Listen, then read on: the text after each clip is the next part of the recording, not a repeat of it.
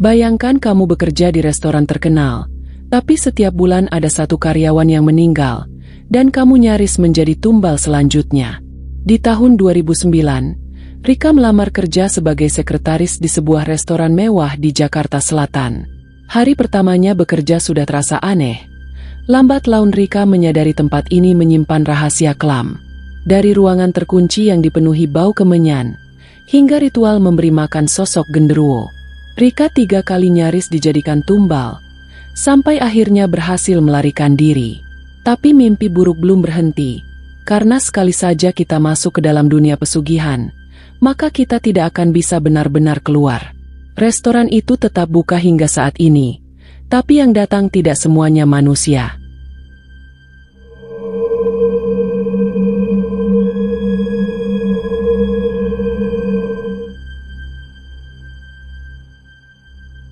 Tahun 2009 menjadi awal dari kisah yang tak pernah bisa Rika lupakan sepanjang hidupnya.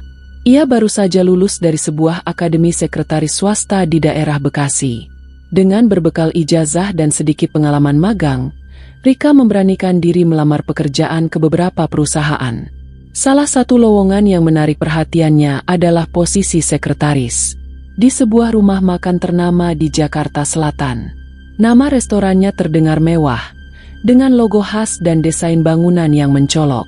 Tanpa banyak pertimbangan, Rika mengirimkan lamaran, dan berharap ada keajaiban yang membuatnya diterima bekerja. Beberapa hari kemudian, ia menerima panggilan wawancara dari perusahaan tersebut. Ia mengenakan kemeja putih dan rok hitam panjang, tampil rapi seperti anjuran di surat panggilan. Setibanya di gedung 5 lantai tempat restoran itu beroperasi, Rika disambut oleh resepsionis yang langsung mengarahkannya ke lift. Tanpa proses wawancara panjang, Rika justru langsung diminta naik ke lantai 3 untuk bertemu dengan pemilik restoran. Nama pria itu adalah Hendrawan, seorang pria paruh baya dengan penampilan rapi dan wangi.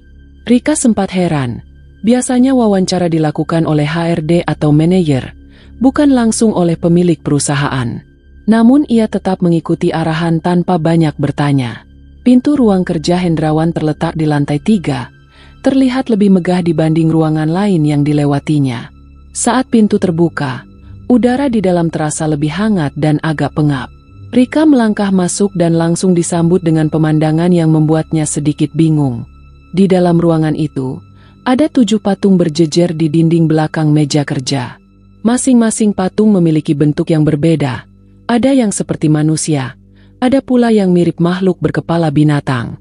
Di depan setiap patung terdapat sesajen, seperti bunga melati, dupa yang masih menyala, serta mangkuk kecil berisi cairan merah. Aroma kemenyan memenuhi ruangan, membuat hidung Rika sedikit perih. Namun Hendrawan bersikap seolah itu adalah hal biasa. Ia menyambut Rika dengan ramah, lalu mempersilakan duduk di kursi berlapis bludru merah. Suasana ruangannya sunyi, hanya terdengar suara jam dinding dan suara embusan AC yang lirih. Dengan nada santai, Hendrawan mulai menjelaskan tugas-tugas yang akan Rika emban bila diterima bekerja di tempat itu. Ia menyebutkan bahwa Rika akan mengatur jadwal rapat, menyortir dokumen dan menemani rapat dengan rekan bisnis. Namun di antara daftar tugas yang cukup wajar, ada satu permintaan yang membuat Rika kebingungan. Setiap hari, tepat pukul 7 pagi, Rika diminta untuk melakukan sembahyang di depan ke-7 patung di dalam ruangan itu. Hendrawan tidak menjelaskan alasan rinci, hanya menyebut itu sebagai ritual rutin perusahaan. Rika sempat ragu, tapi ia mencoba tetap tenang dan tidak menunjukkan keraguan. Dalam hati ia berpikir, mungkin ini semacam kepercayaan pribadi sang pemilik, dan bukan hal yang membahayakan. Hendrawan kemudian mengeluarkan selembar kertas kosong dan memberikan pulpen kepada Rika. Ia meminta Rika menuliskan nama lengkap dan tanggal lahir ibunya. Rika terdiam sejenak, merasa bingung dengan permintaan tersebut. Tapi Hendrawan tetap tersenyum, dan berkata bahwa data itu dibutuhkan untuk melengkapi administrasi internal. Entah kenapa, saat itu Rika merasa harus berhati-hati. Naluri dalam dirinya mengatakan ada yang tidak beres, meski belum bisa dijelaskan dengan akal sehat. Karena tidak ingin menolak langsung di hari pertama, Rika menuruti permintaan itu. Namun nama yang ia tuliskan bukanlah nama ibunya. Ia menuliskan nama almarhumah neneknya yang telah lama meninggal. Begitu juga dengan tanggal lahir. Ia gunakan tanggal kelahiran palsu. Hendrawan tampak puas dengan apa yang Rika tulis. Setelah itu, ia menyuruh Rika kembali ke rumah dan mulai bekerja keesokan paginya. Rika keluar dari ruangan dengan perasaan bercampur aduk. Di satu sisi ia senang karena diterima bekerja, tapi di sisi lain, suasana di ruangan tadi membuatnya tidak nyaman. Sepanjang perjalanan pulang, pikirannya terus kembali ke aroma kemenyan dan patung-patung aneh yang ada di ruang kerja Hendrawan. Namun ia mencoba menenangkan diri, meyakinkan bahwa semua itu hanya bagian dari kepercayaan pribadi pemilik restoran. Rika pulang ke kosan malam itu dengan perasaan gelisah. Ia bahkan sempat menyalakan TV, hingga larut malam agar tidak merasa sendirian. Karena besok adalah hari pertamanya bekerja di sana. Hari pertama Rika bekerja dimulai dengan suasana yang hening. Ia datang lebih awal, sekitar pukul 6:45, mengenakan pakaian yang sama seperti saat wawancara kemarin. Sesampainya dia di lantai 3, ruangan kantor masih terlihat sepi, tapi pintu ruangan Hendrawan sudah terbuka sedikit. Aroma kemenyan langsung menyusup ke hidungnya, tajam dan begitu menyengat. Dengan langkah ragu, Rika melangkah masuk seperti yang diperintahkan sebelumnya. 7 patung masih berdiri berjajar seperti kemarin, namun hari ini dupa yang menyala terlihat lebih banyak. Di setiap mangkuk sesajen, ada tambahan bunga 7 rupa dan sepotong kecil daging mentah.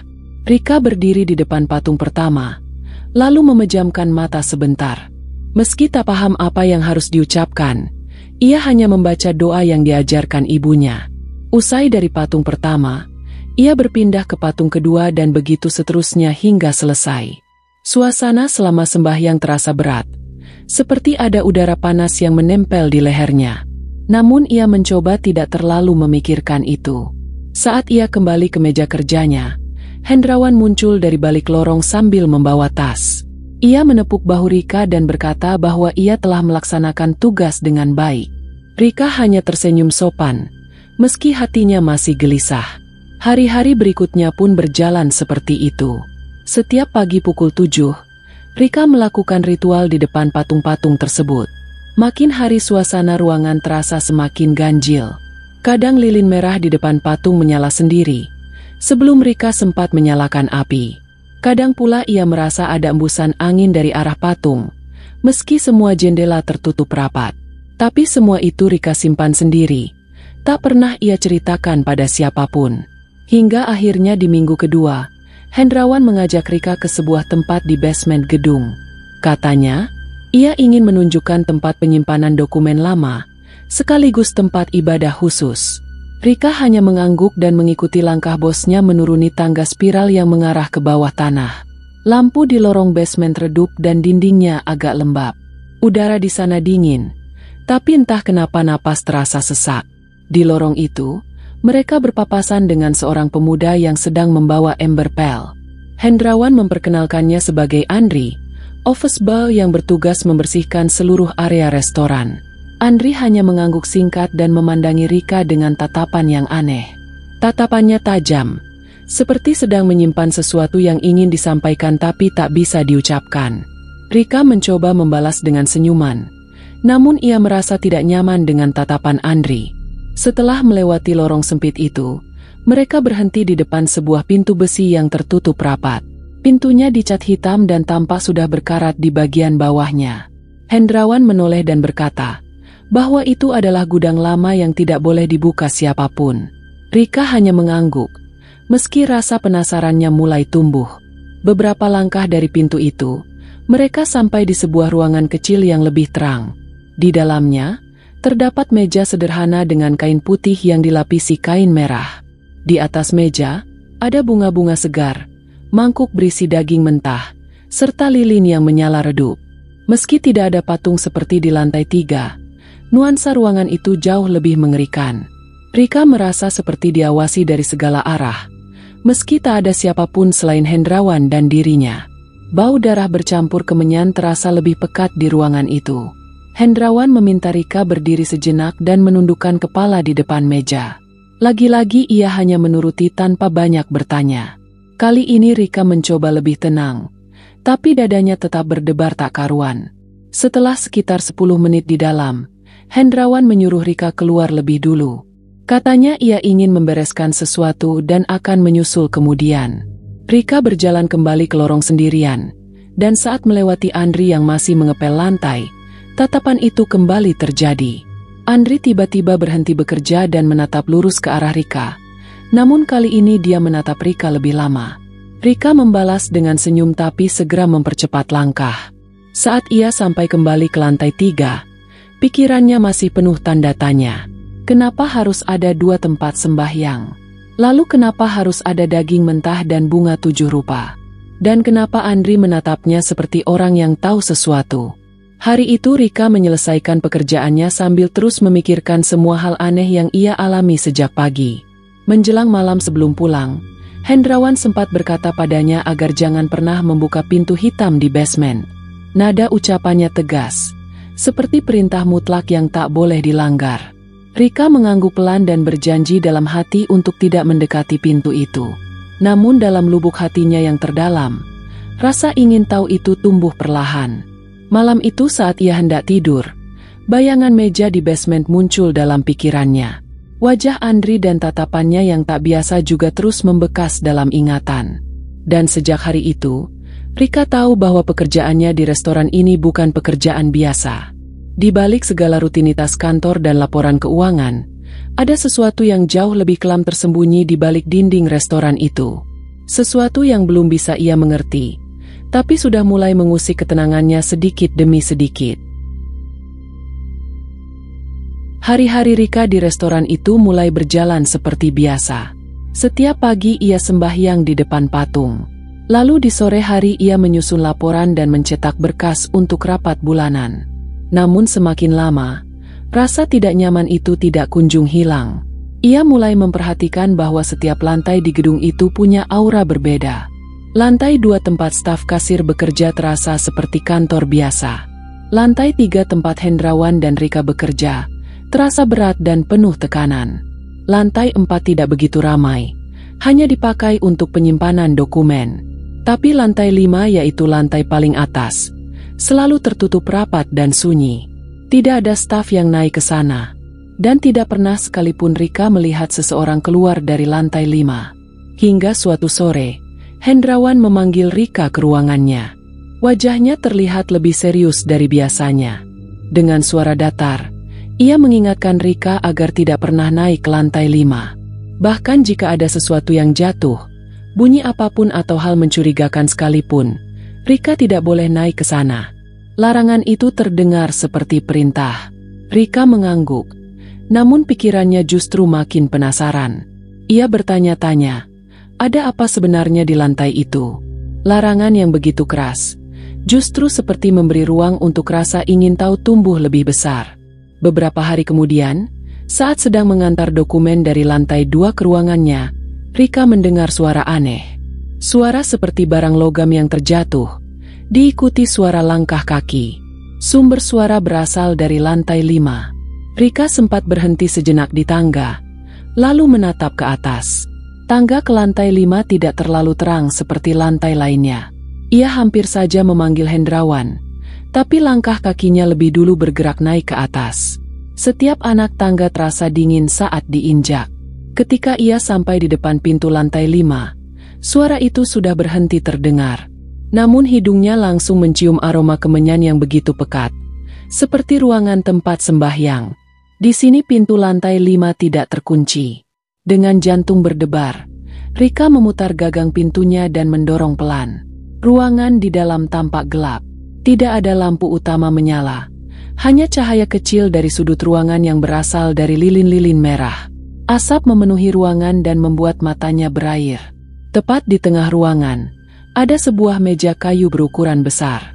Mejanya panjang dan penuh goresan aneh di atas permukaannya. Di atas meja itu, terhampar kain putih yang sudah terkena banyak noda coklat kehitaman. Rika melangkah masuk perlahan, mencoba memahami apa sebenarnya tempat ini. Di sisi lain ruangan, ia melihat lemari kecil yang tertutup kain hitam. Langkah Rika mendekat ke arah lemari itu, namun sebelum ia membuka, Suara berderit dari belakangnya membuat tubuhnya kaku.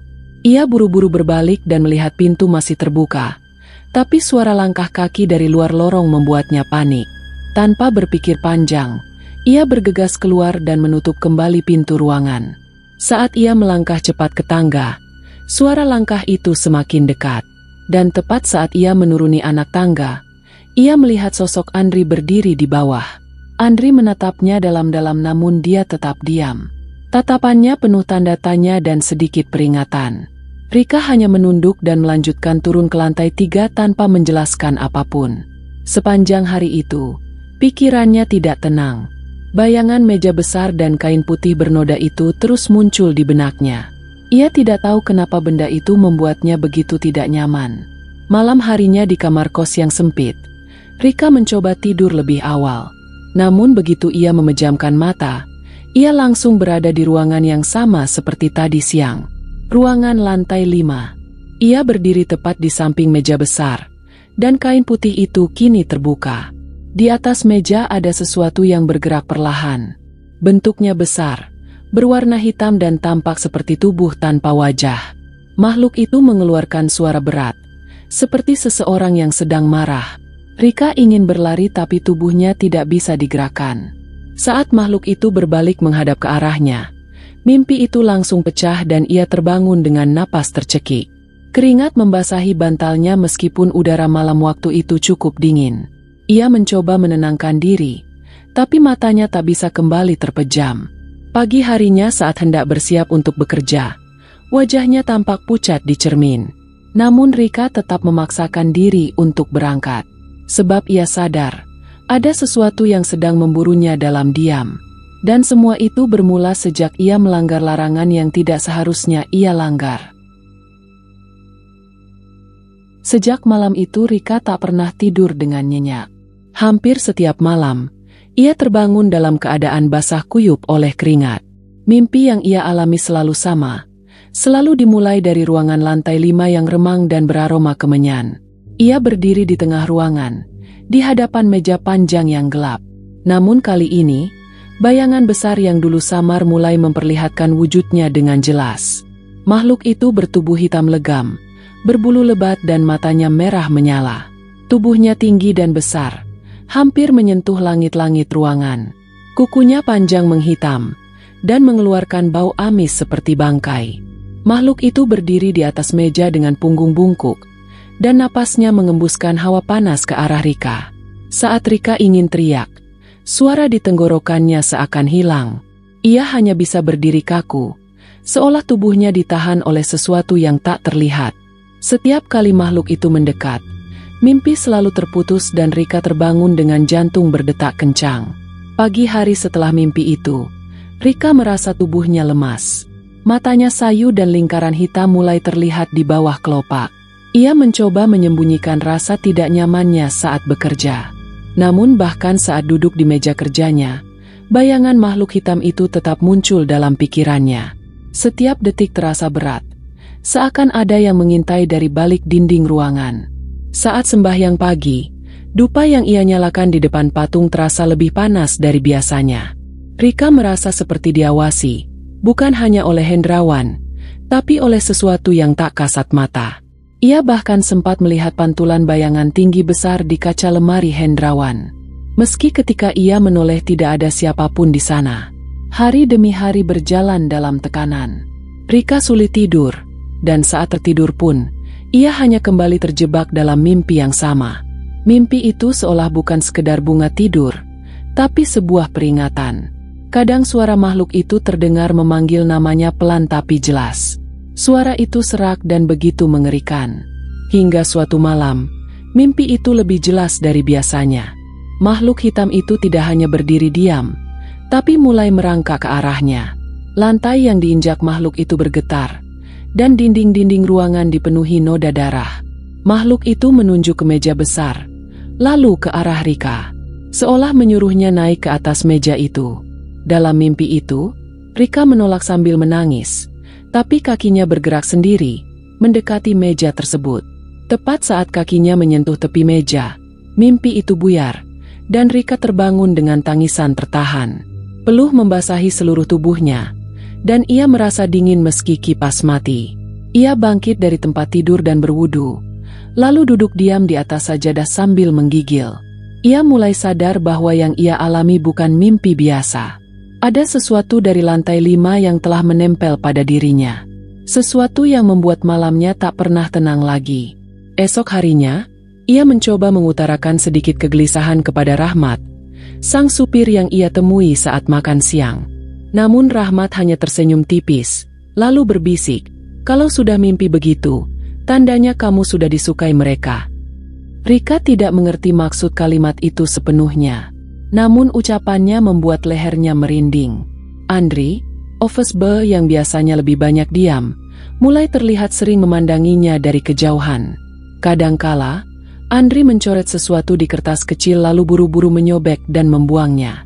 Rika merasa Andri tahu sesuatu, tapi tak bisa bicara terang-terangan.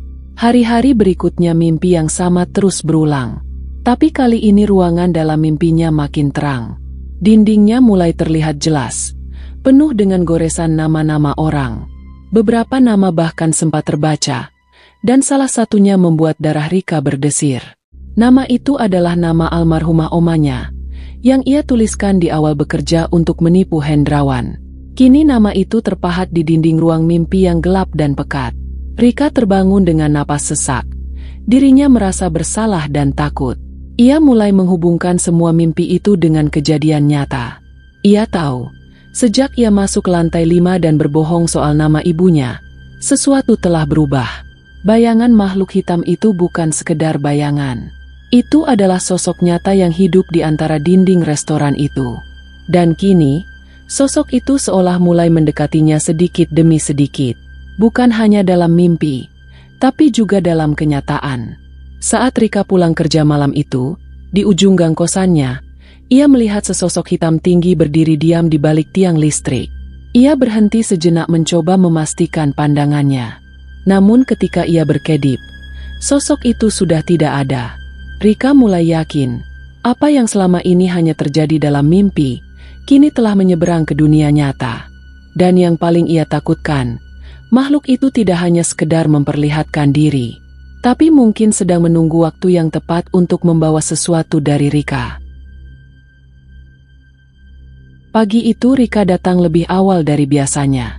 Ia mencoba menghindari tatapan Andri, yang akhir-akhir ini semakin sering memerhatikannya dari sudut ruangan.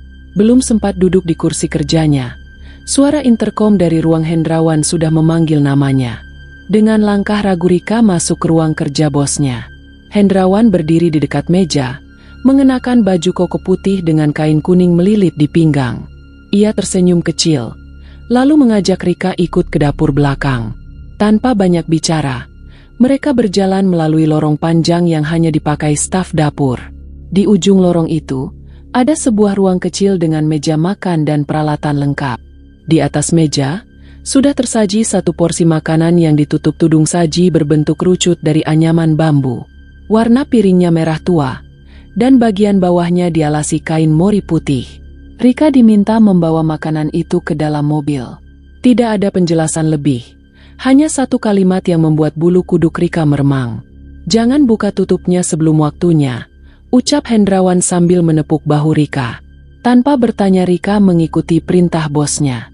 Mobil dinas restoran sudah menunggu di halaman belakang, yang dikemudikan oleh Rahmat. Mereka berangkat tanpa penjelasan kemana tujuan mereka.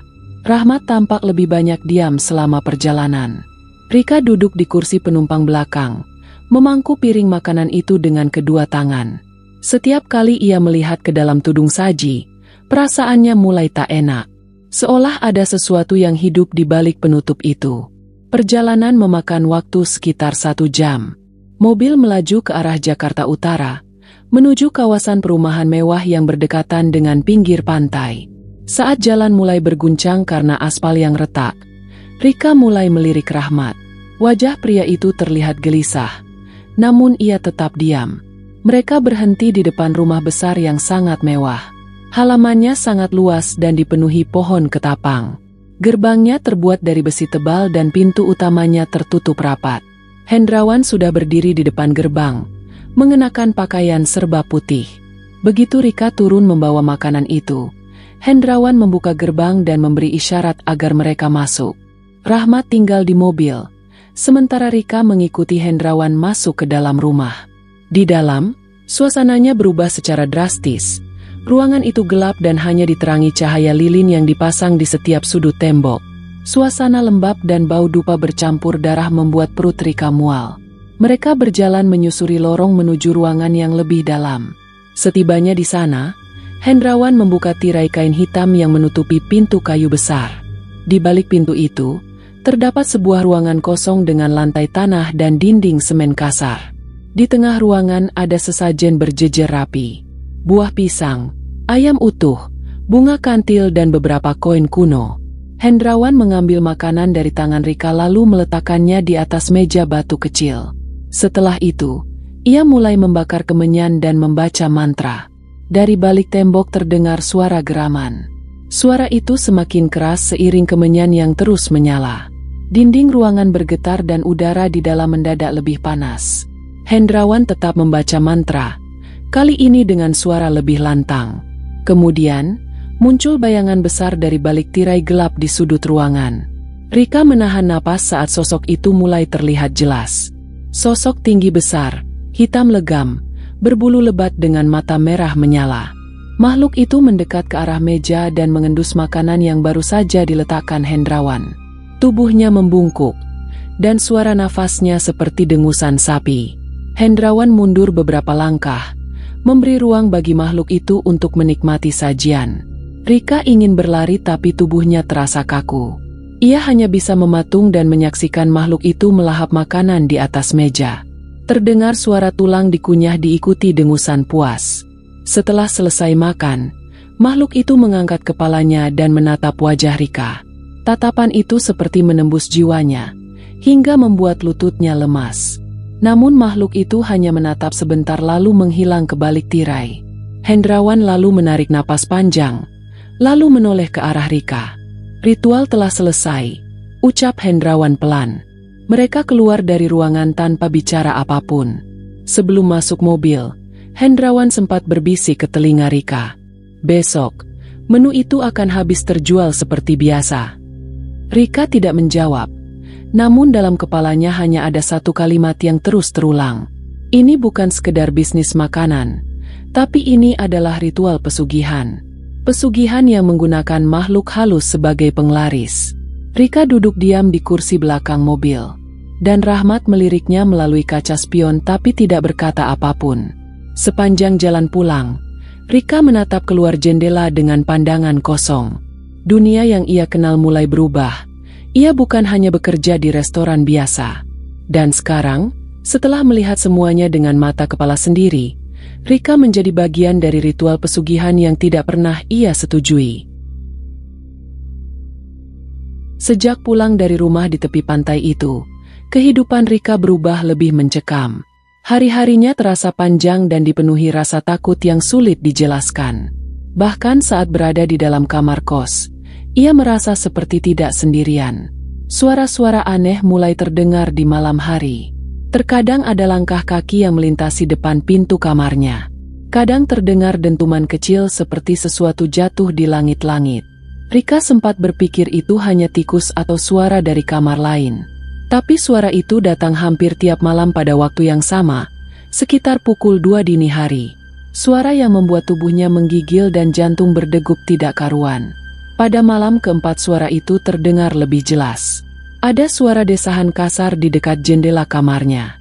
Suara itu terdengar seperti napas berat seseorang yang kelelahan. Saat Rika mencoba mengintip dari celah gorden, ia tidak melihat siapapun. Namun saat hendak mundur, ia melihat bekas tangan hitam besar menempel di kaca jendelanya.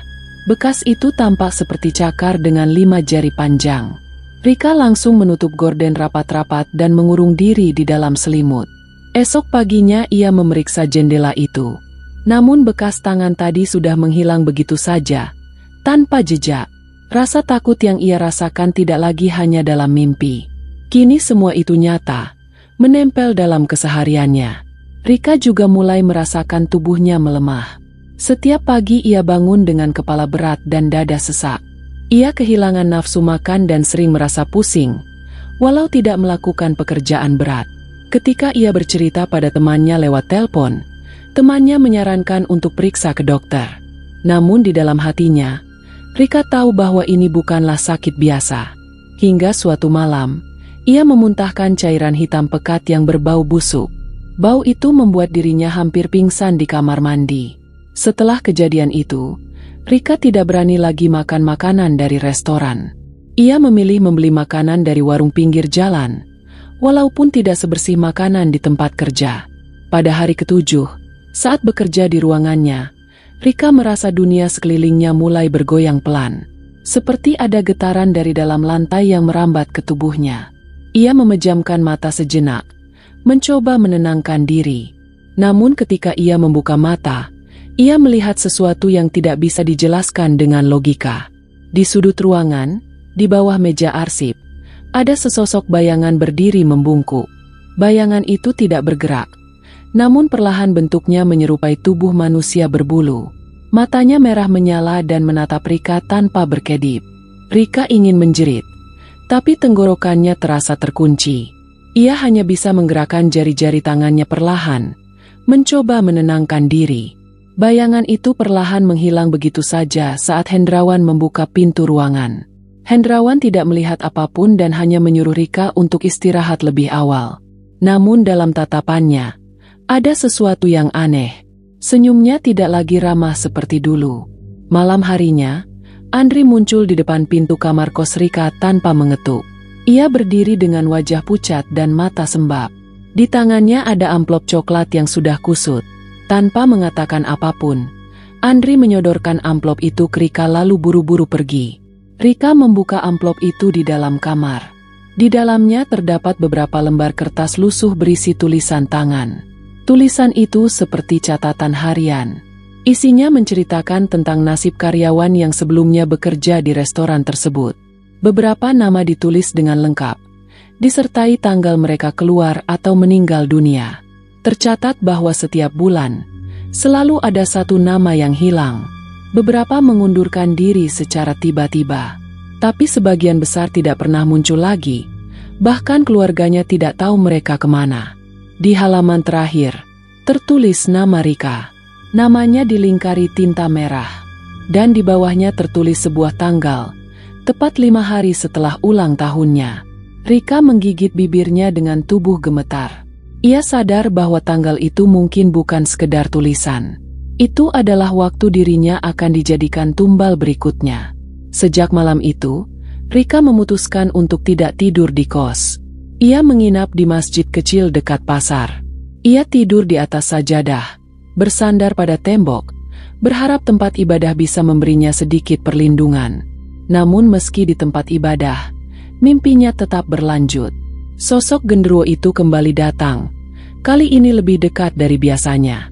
Dalam mimpi itu, ia mencium bau darah dan daging terbakar. Genderuwo itu mengangkat tangan kanannya yang berlumur darah, lalu menunjuk tepat ke arah Rika. "Waktumu hampir habis."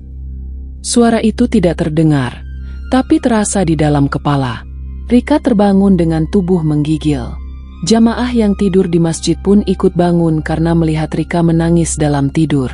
Salah satu ibu-ibu bahkan memberinya air putih dan menyarankan agar ia ruqyah. Namun Rika hanya tersenyum lemah dan menolak halus. Ia tidak tahu apakah semua ini bisa diobati dengan ruqyah atau doa saja. Di tempat kerja, Andri mulai memberi tanda-tanda lewat gestur. Ia menunjuk ke arah belakang restoran, lalu membuat gerakan seperti memotong leher sendiri. Rika tidak paham maksudnya secara langsung. Namun ia tahu bahwa Andri sedang mencoba memperingatkan sesuatu. Beberapa hari kemudian, Rahmat supir restoran mengajak Rika berbicara secara empat mata. Suaranya pelan dan seperti takut didengar orang lain. Rahmat mengatakan bahwa dulu ia pernah mengantar seorang karyawan perempuan ke rumah yang sama di tepi pantai. Seminggu setelah itu, karyawan itu dinyatakan hilang. Polisi mencarinya selama 2 bulan, namun tidak pernah ditemukan. Rahmat mengatakan bahwa semua orang di restoran tahu, tapi tidak ada yang berani bicara, karena setiap yang melawan akan ikut lenyap. Rika menggenggam tangan Rahmat dan menahan air mata. Kepalanya berdenyut keras. Tubuhnya panas dingin, dan ia merasa seperti berdiri di ambang kematian. Ia tahu waktunya tinggal sedikit. Jika Rika tidak berbuat sesuatu, maka tubuhnya akan menjadi tumbal berikutnya untuk makhluk yang kelaparan itu. Dan jiwanya akan terperangkap dalam lingkaran pesugihan yang sama. Rika sadar bahwa ia tidak bisa terus bertahan di tempat itu. Setiap hari yang dilaluinya hanya menambah rasa takut dan kegelisahan dalam dirinya. Ia mulai menyusun rencana untuk pergi. Tidak hanya pergi dari pekerjaan itu, tapi benar-benar menghilang dari kehidupan restoran tersebut. Ia tidak tahu kemana harus pergi, tapi yang penting adalah keluar dari tempat itu secepat mungkin. Pada suatu sore, saat Rahmat mengantar Rika pulang, Rika memberanikan diri untuk bicara. Ia menatap Rahmat dengan serius dan pelan-pelan membuka percakapan. Rahmat awalnya terdiam. Wajahnya menegang, matanya gelisah. Namun akhirnya ia mengangguk pelan. Ia berkata bahwa dirinya juga sudah tidak tahan. Sudah lama ia ingin lepas dari semua ini, tapi selalu merasa diawasi. Ia menyadari ada hal jahat yang tidak terlihat yang mengikat semua orang yang bekerja di restoran itu. Rika dan Rahmat sepakat untuk membuat rencana kabur bersama. Mereka sepakat tidak akan bicara kepada siapapun, bahkan kepada Andri. Bukan karena mereka tidak percaya pada Andri, tapi karena takut rencana itu bocor dan sampai ke telinga Hendrawan. Rencana awal mereka adalah keluar diam-diam pada malam hari. Rahmat akan membawa mobilnya dengan alasan mengantar barang, dan Rika akan pura-pura lembur. Namun rencana pertama gagal total. Saat malam itu tiba, salah satu staf dapur tiba-tiba pingsan dan membuat suasana jadi ramai. Semua orang diminta membantu, termasuk Rahmat. Rika tidak punya pilihan selain ikut membantu. Kesempatan itu pun hilang begitu saja. Malam itu, Rika pulang dengan perasaan kosong. Tubuhnya lemas dan pikirannya berkecamuk. Namun ia tahu, ia tidak boleh menyerah. Keesokan harinya, Rahmat mengajak Rika bicara di tempat parkir belakang. Ia mengatakan bahwa malam ini ia akan kembali mencoba, tapi lewat jalur berbeda. Ia sudah mengamankan sebuah motor tua milik satpam lama yang sudah tidak dipakai. Rika diminta berpura-pura sakit agar bisa keluar lebih awal dari restoran. Sore itu, Rika mulai pura-pura muntah-muntah dan mengeluh pusing. Hendrawan memperhatikannya dengan tatapan tajam. Namun ia hanya berkata, "Kalau tidak kuat, istirahat saja." Rika keluar restoran dengan langkah cepat. Ia bertemu Rahmat di pinggir jalan, lalu berboncengan dengan motor tua itu menuju terminal terdekat. Baru beberapa ratus meter dari restoran, tiba-tiba motor itu mati mendadak. Mesinnya tidak bisa dinyalakan kembali. Mereka mencoba menyalakan beberapa kali, tapi gagal. Saat sedang mencoba, Rika menoleh ke belakang dan melihat seseorang berdiri di tengah jalan. Sosok itu tampak seperti Andri, tapi matanya kosong, tubuhnya seperti melayang. Tanpa berkata-kata, ia menunjuk ke arah mereka berdua. Rika menahan napas, tubuhnya gemetar. Rahmat menarik tangannya dan menyuruhnya lari. Mereka berlari masuk ke gang sempit dan bersembunyi di belakang rumah warga. Rika menangis pelan. Sementara Rahmat terus melihat ke arah jalan. Sosok Andri tidak mengejar, hanya berdiri di sana, lalu menghilang begitu saja. Malam itu mereka menginap di rumah kenalan Rahmat di pinggiran kota. Rika tidur di ruang tamu, tapi tidak bisa benar-benar tertidur. Bayangan sosok Andri terus terngiang di kepalanya. Pagi harinya, mereka mencoba mencari kendaraan lain. Namun saat Rahmat keluar rumah, ia melihat mobil miliknya sudah terparkir di depan rumah. Itu mustahil, karena ia meninggalkan mobil di restoran. Bukan hanya itu, di dashboard mobil ada bunga melati yang sangat harum. Harumnya tidak biasa, seperti harum yang menusuk kepala dan dada. Rika menolak naik mobil itu. Ia merasa mobil itu sudah diisi sesuatu. Mereka kembali menyusun rencana ketiga. Kali ini, mereka akan naik bus umum dari terminal keluar kota. Rika menggunakan jilbab dan kacamata gelap untuk menyamarkan dirinya. Rahmat berpura-pura menjadi sopir angkutan umum. Mereka berhasil tiba di terminal dan naik bus menuju daerah Bogor. Namun saat bus berjalan sekitar 1 jam, Rika merasakan bau kemenyan yang begitu tajam menyusup ke hidungnya. Ia menoleh ke belakang dan melihat seorang penumpang laki-laki mengenakan jas hitam duduk diam dengan tatapan kosong. Lelaki itu tidak pernah bergerak sejak mereka naik. Rika menunduk dan menggenggam tangan Rahmat. Ia tahu, orang itu bukan penumpang biasa. Malam itu mereka tiba di penginapan kecil. Rahmat menyewa 2 kamar terpisah untuk menjaga agar tidak mencurigakan. Namun belum lama mereka masuk kamar, seseorang mengetuk pintu kamar Rika dengan keras. Rika tidak membuka.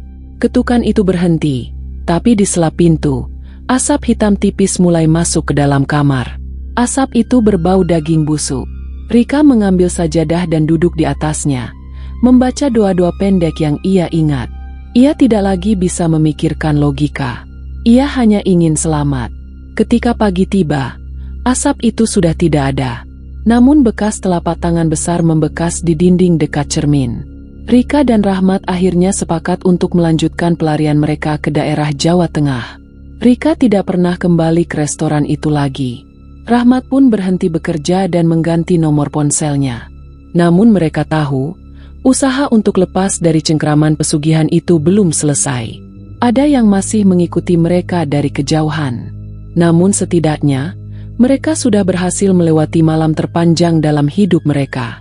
Mereka tahu, ini bukan akhir, tapi ini awal dari perlawanan. Perlawanan dari kekuatan gaib yang telah mengikat banyak nyawa. Dan mereka bersumpah tidak akan membiarkan orang lain mengalami hal yang sama. Rika akhirnya memutuskan untuk menceritakan semuanya. Ia tahu bahwa diam hanya akan membiarkan kejahatan itu terus hidup. Dengan hati-hati, ia menuliskan semua pengalamannya selama bekerja di restoran itu. Tulisan itu ia buat dalam bentuk kesaksian panjang yang disebarkan ke media sosial dan forum-forum mistis lokal. Ia tidak menulis nama restoran secara langsung, tapi ciri-ciri dan deskripsinya sangat mudah dikenali oleh siapapun yang pernah bekerja di sana. Beberapa hari setelah tulisan itu beredar, banyak komentar bermunculan dari orang-orang yang merasa punya pengalaman serupa. Ada yang mengaku pernah bekerja di sana dan merasa diawasi. Ada juga yang mengaku melihat sosok besar hitam berdiri di dekat ruang makan setiap malam Jumat. Kesaksian Rika seolah membuka tirai tebal yang selama ini menutupi kebenaran. Namun ada konsekuensi dari semua itu. Rika mulai merasa rumah kontrakannya didatangi sosok asing setiap malam. Suara pintu berderit, jendela yang terbuka sendiri, dan bau amis daging mentah mulai menghantui rumahnya. Suatu malam, ia terbangun dan melihat ada bayangan besar duduk di sudut kamar. Bayangan itu tidak bergerak, hanya mengamati dari jauh.